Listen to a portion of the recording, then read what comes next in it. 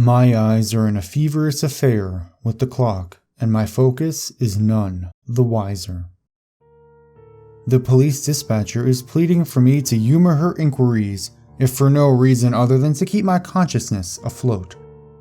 It's so late, and today has been so challenging. Nevertheless, I'll gratify her with my story because I'm really in no mood to tell it again later. Miriam Cliffington happened into our photo center again today. These visits are becoming relentless, as are the innumerable poorly photoshopped images on her SanDisk flash drive. Every day it's the same process. She perches at our photo kiosk, orders small batches of 5x7 and 4x6 photos, and croons over the photo printer as it squeals its mechanical protests. The unfortunate photo specialist on duty is then scolded by dear old Miriam as the color in my son's face is coming out too pale and my granddaughter's dress looks too much washed out, becomes as recitable as the Lord's Prayer. The project is then gifted to me as I'm the only one who receives her limited mercy. This is due, in part, because I'm the only one in the store qualified as a professional photo editor. I also look just like her son. At least, that's what she tells me every time she swoons over the photos I correct. I personally never saw the extreme resemblance. We have similar Hollywood-esque hairstyles, dark stubble, light eyes, and a fair complexion, but that is where the similarities end. Well, that is my general assumption. Truthfully, I've never met him. According to Miriam, they don't get along so well these days. Reportedly, her son has become what she calls a changed person after he split with his wife. That always seemed odd to me because nearly every day I'm draining the red out of a new family photo that she zealously adds in her novice Photoshop sessions. It seems the family often stays in touch. Today, we discussed more personal topics such as my college degree and her family get-togethers. She told me she was celebrating her granddaughter Gracie's 5th birthday today and was putting together a photo album and baked cookies to send her. Today's photos were of the girl from her previous birthday. She had straw blonde hair, her father's bright blue eyes, rosy red cheeks, and a devilish grin that strongly reminded me of the girl from the movie Problem Child 2. When the topic turned to me being a graduate in multimedia design, she immediately began to give me the shakedown on my talent as a web developer. She wanted me to build her a forum-based website just for her family. She wasn't fond of the public limelight social media granted, but wanted regular updates from her son, granddaughter, their prized show horses, and images from all the reunions they had over the years. I'm not a fan of Miriam. She may treat me in a more humane manner than my colleagues, but she's always so bitter. She carries an air of importance about her that mismatches who she is, like a pug in a sweater made of silk.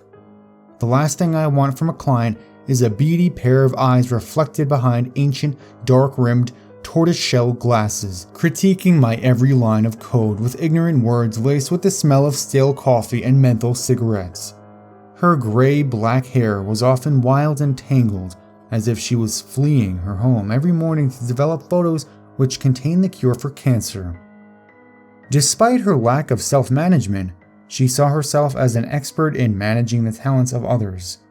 I never inquired about the specifics of her family problems, but I assume this attitude must cause the bulk of it. This sense of entitlement is something I don't blend well with. After endless barrages of questions about my rates, schedule, and ability to tutor her in Photoshop, I gave her my business card and told her to call me in a few weeks.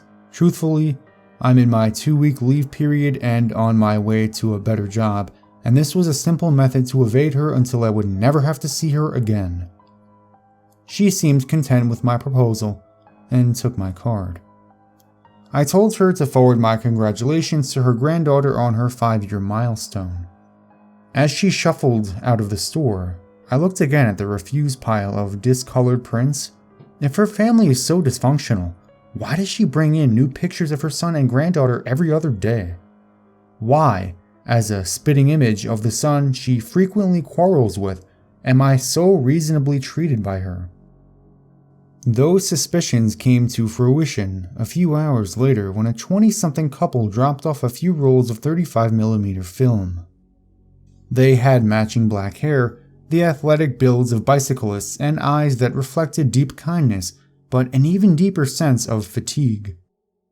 The lab's business was running slow today, so I was immediately able to process their order and begin development. The development process is always the same. I feed just enough of the raw film through a machine to attach it to a leader card, which is mechanically guided through the film processor.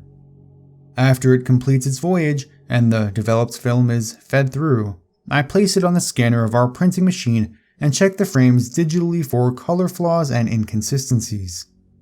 The pictures show the young couple celebrating another birthday. A boisterous banner which read, "Happy Birthday, Mitch," hung above an electric blue neon mini bar. The couple was shown holding beer bottles and laughing heartily. The entire set was quite like the photos most young couples bring in. There was a sloppy, drunken kiss here, someone air guitaring on a table there. I began to complacently press the print button after every 6 frames. Then, I noticed a picture of Miriam's son. Even though I had never met him, I had seen that face often.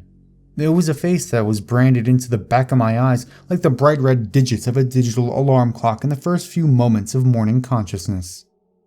I was intrigued that these two may also be familiar with the eccentric woman who both frowned upon and adored her family. As I was packing up their photos and ringing up their orders, I decided to make some conversation. "So, you know, Miriam Cliffington?" I asked casually. Silence. I glanced upward and the glance became a fixture. A paleness and shock had matched the exhaustion they both wore in their eyes.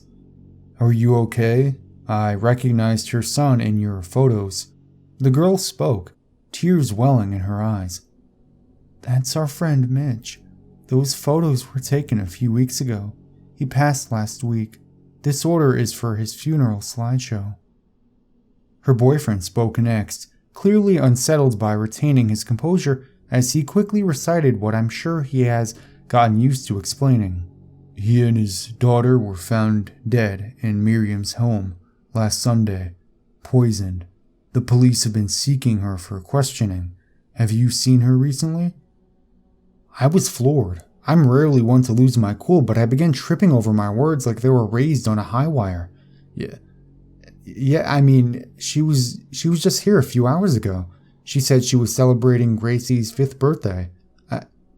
She's working on a new photo album. They were new photos. The girl spoke next.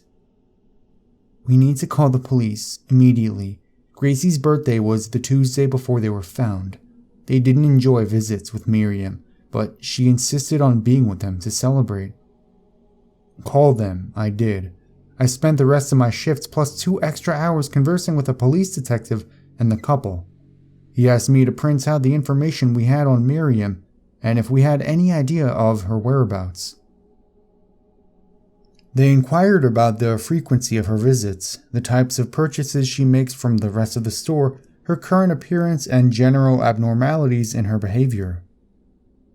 I gave them what they needed, along with surveillance footage from the cameras we had hidden around the building. They gave me the direct line to their office and sent me off with my assurance that I would call them immediately if Miriam came into the shop again. The drive home felt relatively non-existent. The thoughts of what occurred seemed to dominate my sense of time while on the road. Had this lady who compared me to her own son been responsible for his death? For the death of his daughter? Would I see her before the police? I arrived at my house in the same psychological state as when I left the store. I nearly broke my ankle while stumbling over a package that was placed in my front entryway. I brought it inside into the light and saw that the sender's name was Mom. I wasn't sure what the occasion was, but I assumed it was a late Thanksgiving care package. Regardless, it was good to receive mail from her. I wasn't sure where her new apartment was. Now I had her address. 6312 Prospect Road. Inside the package was a tin box of cookies and a neatly wrapped rectangular gift. I hadn't gotten to eat lunch with all the police activity, so I immediately started tanking through the cookies as if I had also skipped my last 5 meals. After my 4th cookie, I decided to wipe the crumbs from my hands and see what the mystery gift was. I unceremoniously ripped the red and gold metallic paper off of what appeared to be a small photo album bound in black vinyl. I opened it with giddy curiosity and felt the blood empty from my face. It was a timeline of photos of Miriam Cliffington's family. These weren't the fun family get-togethers I had recreated at the photo lab. I hadn't printed these at all. Page 1. Mitch and Gracie are propped against the arm of a tan leather sofa, daughter wrapped in father's arms. Their eyes are sunken and rolled backwards, and their tongues are lolled out of their mouths in an unnatural brown color. There's a dried spittle and yellow foam coat in Mitch's black stubble, and a mixture of blood and vomit on the front of Gracie's shirt. The blood vessels in their faces are sickly blue, and their skin is pale and puffy. This photo is labeled, Tuesday, Happy Birthday, Gracie. Page 2. The bodies are placed in a maroon 2013 Toyota RAV4. They've been cleaned up and posed. Mitch in the front seat, Gracie in the center back seat. Their skin has continued to swell, so their eyes are puffy slits. Their now purple lips have been sewn shut and side-stitched into makeshift smiles. One of Mitch's arms is placed on the wheel, the other propped against the passenger seat in a pathetic wave. The label, Wednesday, taking Gracie to school. Page 3. The bodies are now dressed in swimsuits and are posed around a kiddie pool. Mitch had to be propped in an unknown manner that is cleverly hidden from the frame.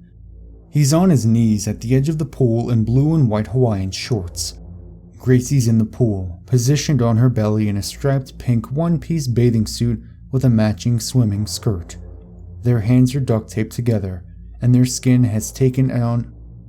Gracie's in the pool, positioned on her belly in a striped pink one-piece bathing suit with a matching swim skirt. Their hands are duct taped together, and their skin has taken on a sickly yellow color.